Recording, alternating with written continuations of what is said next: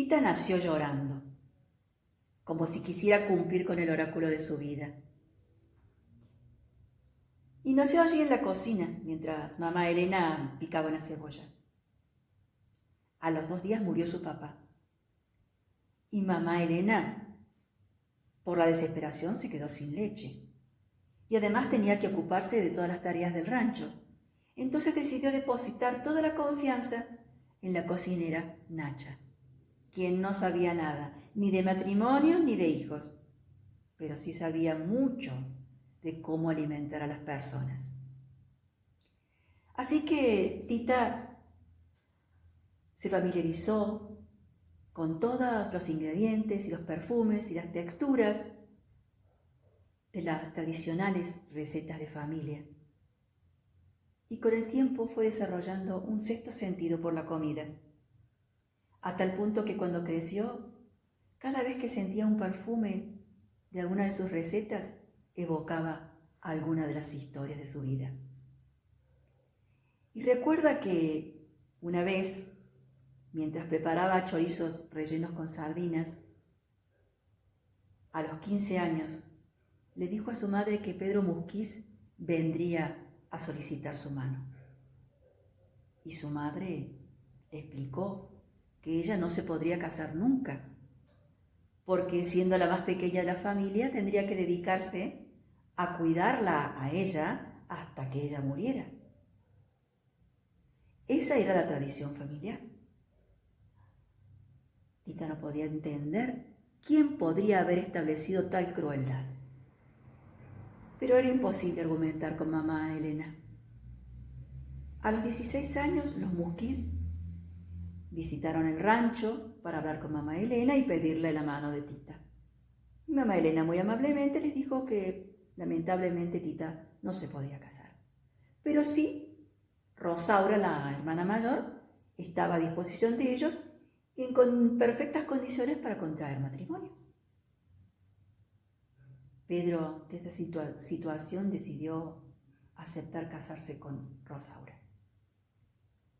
Y cuando Tita se enteró de eso, no lo podía creer. Porque para la Navidad pasada, Pedro le había declarado su amor y ella a él. ¿Cómo podía ahora cambiar de opinión?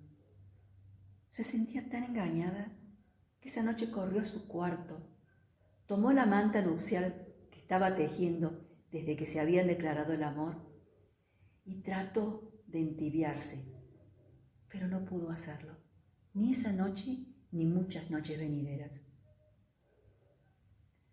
El mes de febrero fue el mes del casamiento de Rosaura y Pedro. Se invitaron 180 personas y los novios eligieron para torta nupcial un pastel de chabela. Había que batir 170 huevos. Tita estaba agotada, no porque tuviera que batir 170 huevos, sino porque tenía que cocinar bajo la estricta supervisión de mamá Elena, quien le había pedido que no derramara una sola lágrima ante nadie. Pero cuando mamá Elena dejaba la cocina, ella abría su corazón en los brazos de Nacha, su segunda madre. Y lloraba desconsolada sobre la torta y sobre los platos que estaban preparando. Pero el día de la boda decidió lucir flamante. No quería que nadie se enterara de la angustia que pasaba por su cuerpo.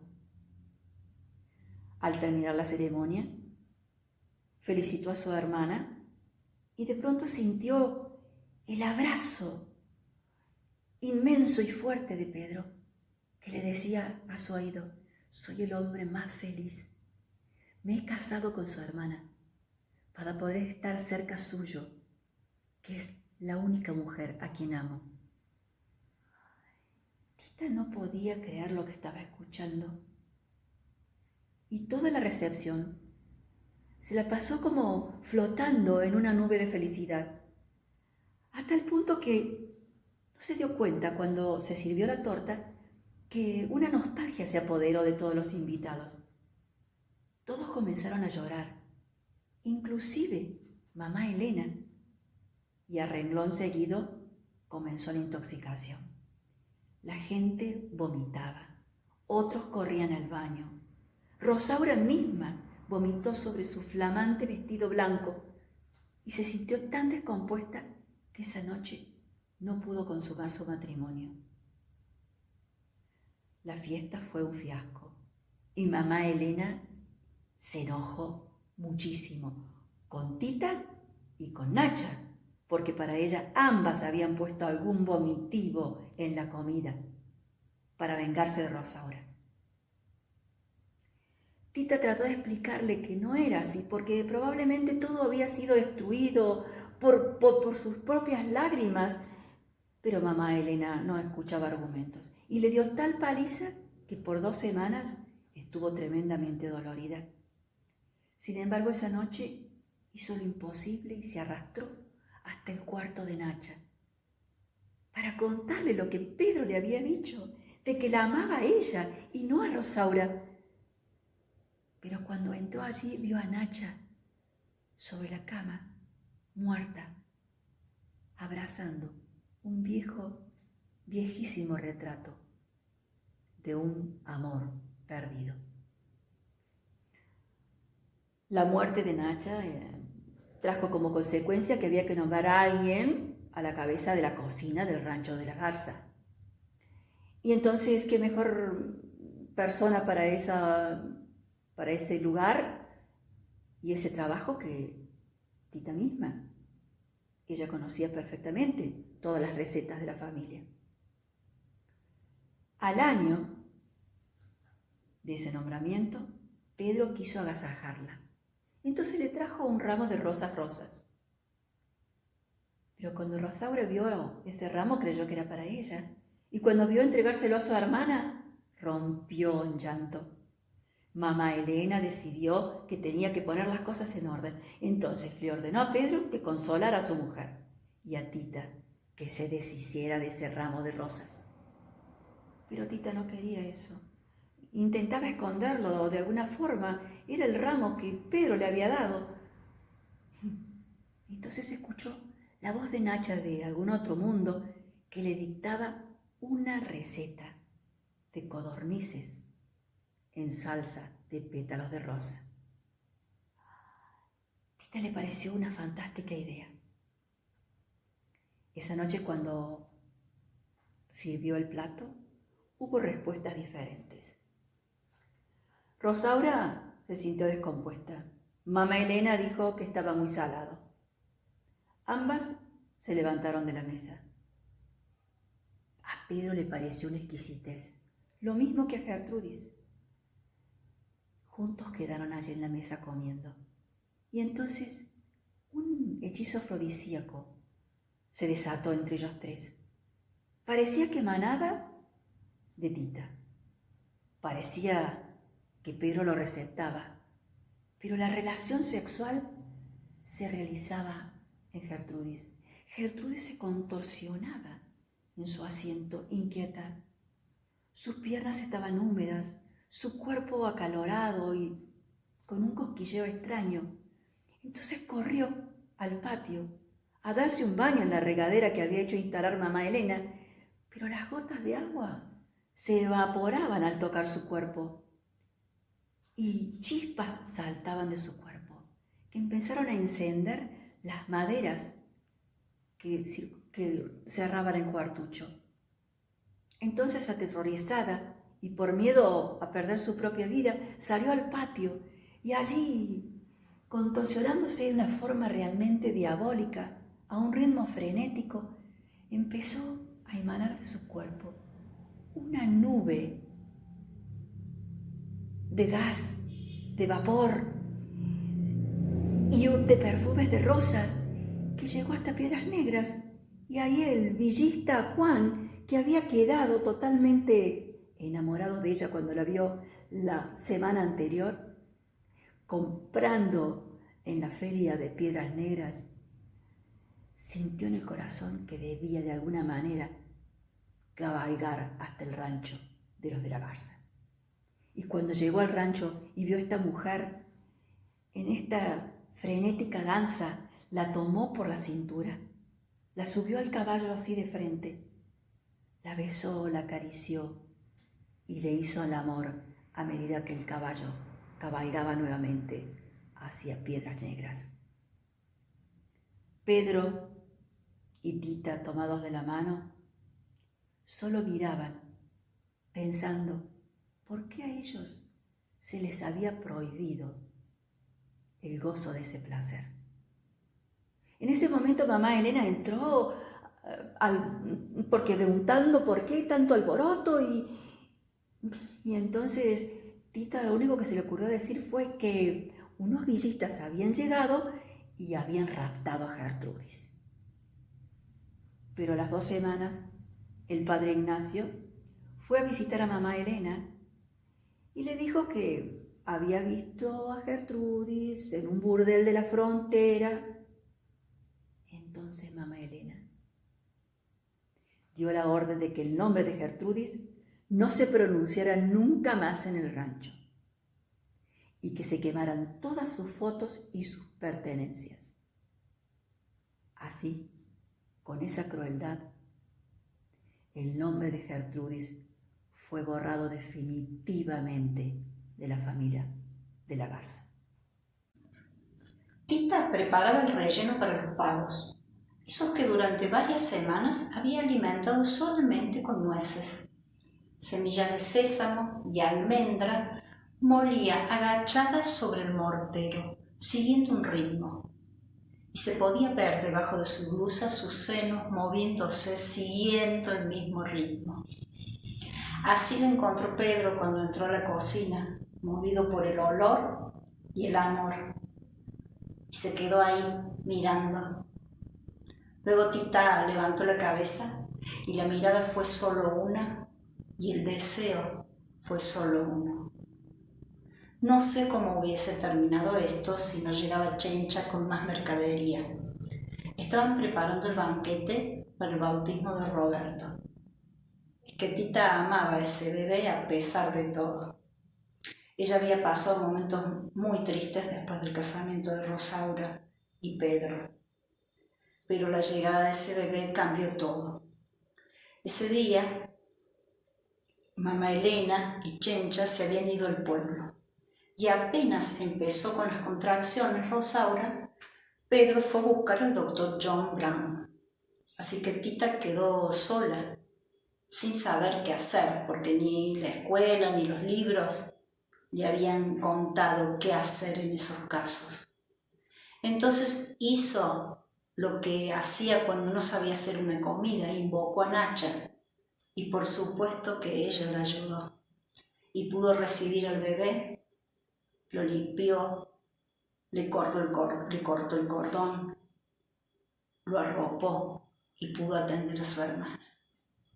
Cuando llegó el doctor Brown se asombró de lo bien que había hecho el trabajo y también se asombró de lo linda y grande que estaba Tita. La última vez que la había visto era una niña. Se comprometió el doctor Brown a volver todos los días porque Rosaura había quedado un poco delicada. Y también con la esperanza de ver y hablar con Tita. Como Rosaura había quedado delicada, no podía amamantar al bebé.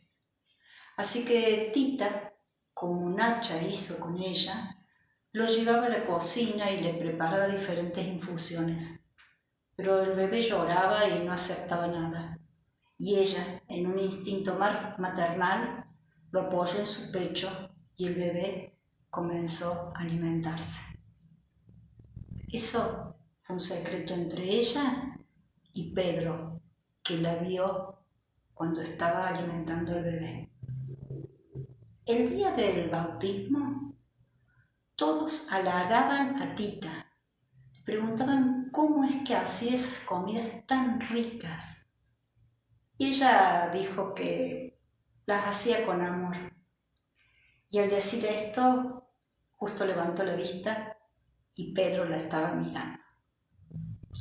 Con la mala suerte que también estaba viéndolo mamá Elena. Y en ese momento dijo que Rosaura, Pedro y el bebé se deberían ir a vivir a San Antonio, porque allí tenían médicos más cerca para atender a Rosaura y el bebé. Y lo que mamá Elena decía era lo que se hacía. Así que a las pocas semanas partieron los tres. Y otra vez Tita con su tristeza, con su tremenda tristeza. A los pocos días llegaron los rebeldes a llevarse alimentos. Mamá Elena los esperó en la puerta del rancho con una escopeta, permitiéndole llevarse solamente lo que estuviera fuera de la casa. Así que se llevaron varias gallinas, algunos cerdos y todas las palomas. Después de eso, Tita, lo único que le entretenía era un pichoncito de paloma que había quedado, y ella lo alimentaba. Esa era su misión en la vida, alimentar. Un día estaban muy atareadas ella y Chencha, porque mamá Elena les había ordenado, como habían quedado pocos alimentos, les había ordenado que hicieran chorizos, ya que estos se pueden colgar y guardar durante varios meses. En esa faena estaba, Chencha iba y venía, porque Tita ese día estaba muy distraída, ya había quemado el vestido de mamá Elena, porque ese también era el día de baño de mamá Elena, lo que consistía en un gran trabajo para Chencha y Tita, que tenían que calentar el agua, llenarle la bañera. Y Tita estaba con la cabeza en esa última noche que pasaron en el rancho, con Pedro antes de irse a San Antonio. Esa noche hacía mucho calor y todos dormían afuera en las hamacas. Y Tita se levantó para ir al baño y Pedro, que le escuchó, le siguió. Y estuvieron dándose unos besos y unos abrazos hasta que mamá Elena se dio cuenta que ella no estaba en la hamaca. Y ahí se fue de nuevo y quedó toda la noche con ganas de orinar y de otras cosas. Ese día, una vez más, Chencha buscó a Tita, que se había ido a alimentar el pichón, y la llevó a la cocina, mientras ella se iba a buscar unas flores para el baño de mamá Elena. De pronto volvió a los gritos, llorando. Cuando pudieron entenderle, les contó que Francisco, que había vuelto de San Antonio, le dijo que el bebé había muerto. Tita se levantó, tiró uno de los cuencos con el que estaba trabajando y le gritó a mamá Elena que eso era culpa de ella. Mamá Elena se levantó y le pegó con una cuchara de madera en la cara y les dijo que se callaran las dos y que ya seguían haciendo esos chorizos, porque el bebé ya era un angelito y estaba al lado de Dios. Y esa fue la primera vez que Tita desobedeció. Se fue corriendo al palomar y se subió. Y mamá Elena mandó a sacar la escalera. Al otro día, cuando Chencha fue a buscarla, no quiso bajar. Y le dijo a mamá Elena que la había encontrado con la mirada extraviada y toda sucia. Entonces mamá Elena dijo que si ella estaba loca, llamarían al doctor Brown para que la buscara y se la llevara a un manicomio. A la tarde llegó el doctor Brown y subió al palomar y estuvo 1 hora para convencerla para que baje. Y se la llevó, la subió a su carruaje. Chencha le alcanzó la frazada que ella venía tejiendo, que de tan larga iba arrastrándose por el camino y levantando polvareda. El doctor Brown se la llevó, pero no la llevó al manicomio, se la llevó a su casa. La ayudó a bañarse, le desenredó el cabello, que estaba lleno de excremento de palomas y de plumas. Le dio ropa limpia y una habitación con una cama con sábanas limpias. Tita no hablaba. Pasaban los días, se alimentaba poco, pero luego empezó a salir de la habitación y también al patio. Un día, estando en el patio, sintió un aroma que le fue familiar. Se fue acercando, había humo también, y en el fondo del patio encontró una piecita. Entró y allí vio una viejecita de trenzas negras y largas. Le hizo acordar mucho a Nacha, y ahí se dio cuenta que ese aroma también. La viejecita tampoco hablaba y preparaba infusiones, sacaba hierbas de un frasco, de otro, y le convidó a Tita una taza. Desde ese día Tita ya comenzó a salir todos los días y se iba hacia la piecita a ver a esta viejecita trabajar. Pero un día entró y la piecita estaba algo cambiada. Estaba con hierbas, tenía frascos, pero había unos mecheritos y estaba todo pintado. Y la viejecita no estaba. Estaba el doctor Brown. Y el doctor sí hablaba mucho. Y le contó que su abuela era una anciana de la tribu de los Kikapu y que ella curaba a mucha gente con hierbas, que le había enseñado a él muchos secretos. También le contó que un doctor alemán había investigado sobre el fósforo, que decía que en el cuerpo, en los huesos del cuerpo humano, tenemos fósforo. Y le decía que la abuela de él decía que dentro del cuerpo teníamos como pequeños cerillos, que estos se van encendiendo con el oxígeno, el aliento de la persona que amamos. Y también necesita una llama.